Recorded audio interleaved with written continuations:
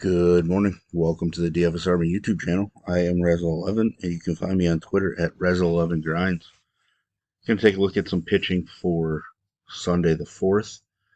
First, kind of look back at my single entry takedown yesterday of the $15 on DK, utilizing Yuri Perez and Daniel Lynch, two of the guys on the video. Went with a Cincinnati-Milwaukee game stack.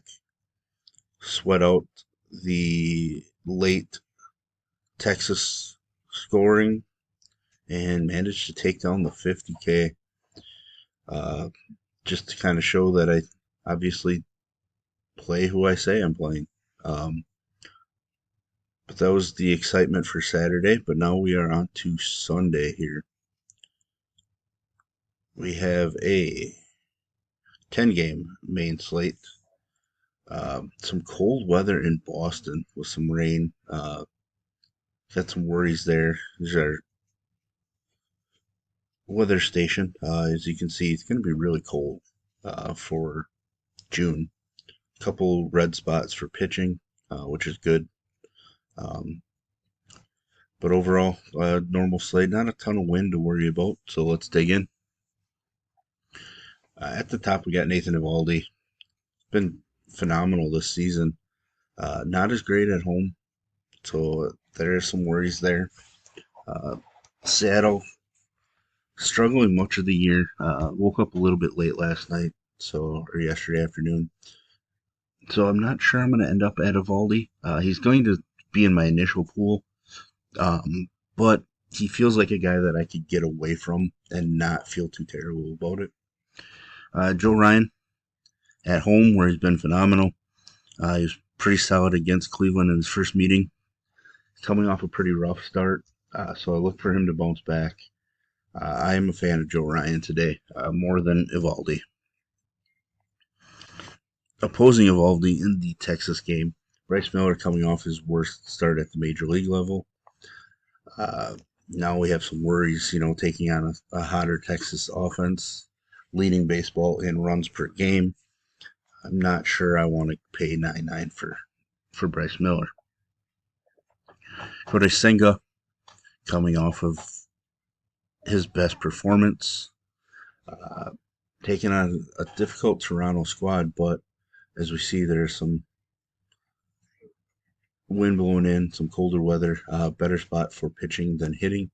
So that is where we are going to look. So I will gladly take Senga. And the chalk of the slate was going to end up being Sandy Alcantara. Hasn't pitched like a Cy Young winner at all. As you can see, it's actually been kind of ugly. So I can understand if you want to try to fade him. I just can't do it against an Oakland squad. That is the worst team in baseball. Not really a whole lot to say about Alcantara. He's just in such a great spot. So I kind of expect a little bounce back. Taj Bradley might be a nice pivot off of Alcantara from a chalk standpoint, with it being so cold in Boston. Obviously, we have to worry about postponements and delays and all that stuff. But he's coming off a phenomenal start. Was pretty strong against Boston in his debut. So I am very interested. He's been great on the road so far. So he's somebody that I will want to be heavy on. And another guy that I think is going to be pretty chalky is Michael Kopech. K's are skyrocketed the last three starts. Did struggle with some home runs and some control last game, but still managed over 16 DK points despite giving up 4 runs in just 4 and a third. Gets a pretty weak Detroit team, faces them at home, where he's allowing a batting average of just 191 on the season. And his strikeout numbers are higher at home as well. So give me the upside of Kopech as one of my main plays on the slate. Tristan McKenzie making his return. Not really sure, how to handle it. They wanted to have him stretched out in his rehab starts, but his final rehab start was cut short due to rain. He did finish his pitch number in the bullpen, but that's completely different than, in-game experience. So Uh, I'm a little worried. I know we've been picking on Minnesota with some strikeout pitchers, so there is upside with him. If you tell me he's going to throw 90 pitches, then I'm definitely all about him. I just have this feeling that we could see him at the 70, 75 pitch mark yet, um, and that makes it a little tougher. Kikuchi in the opposite of Senga, in a game that's kind of built for pitching by the looks of it. I don't think I'm going to go there, but the spot is interesting. He does have big time upside. Obviously, his best start of the season came against the best team in baseball in the Rays. So uh, the upside's there. I just don't know if I'm going to want to go there. Ben Lively been throwing the ball ridiculously well. No idea where this is coming from, but I think we ride it out a little bit, um, especially against this Milwaukee squad that's dealt with injuries. Their offense just hasn't been that great.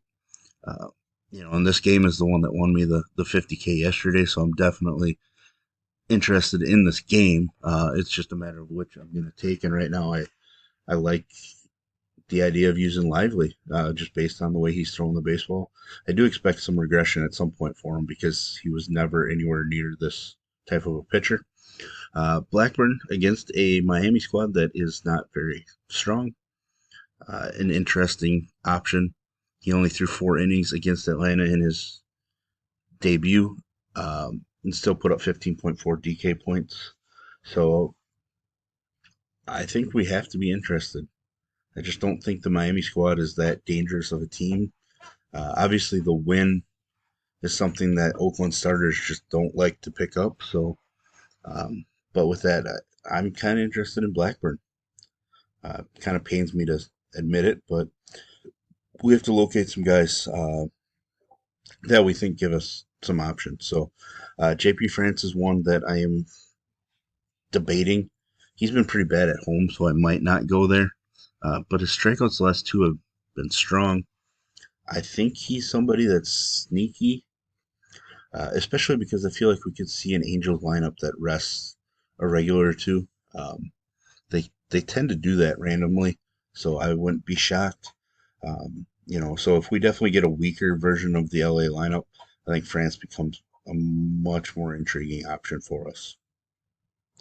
Tanner Houck probably not going to do it for me against Tampa Bay, even though the weather is set for more pitching than hitting. It's not somebody I want to rely on a whole lot.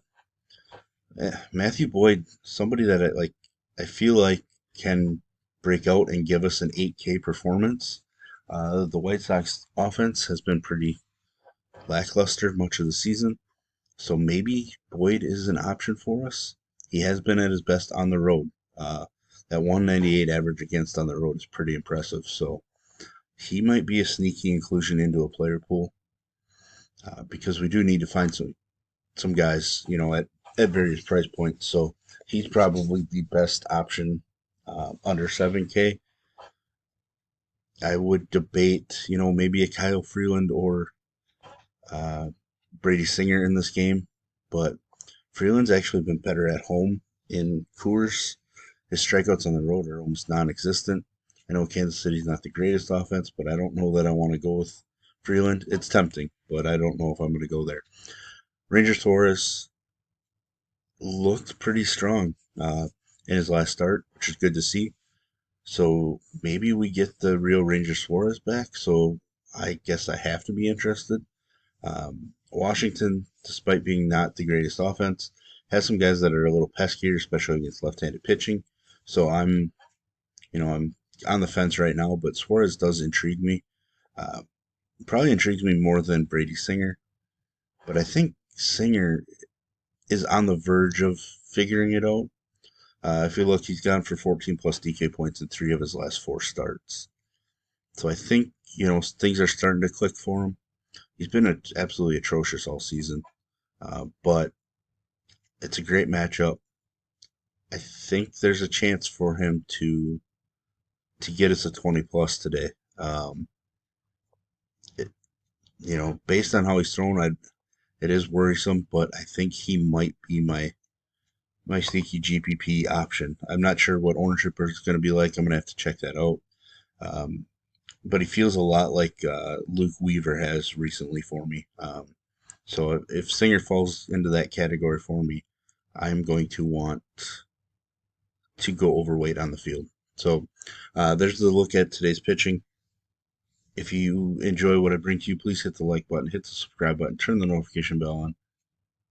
You get an alert anytime we drop videos at DFS Army. And if you want to join us, I'll put links in the description below. You can use promo code RAZ, it's RAZ, for 10% off monthly, or SUMMER50 for 50% off your first month. And as always, best of luck, everybody.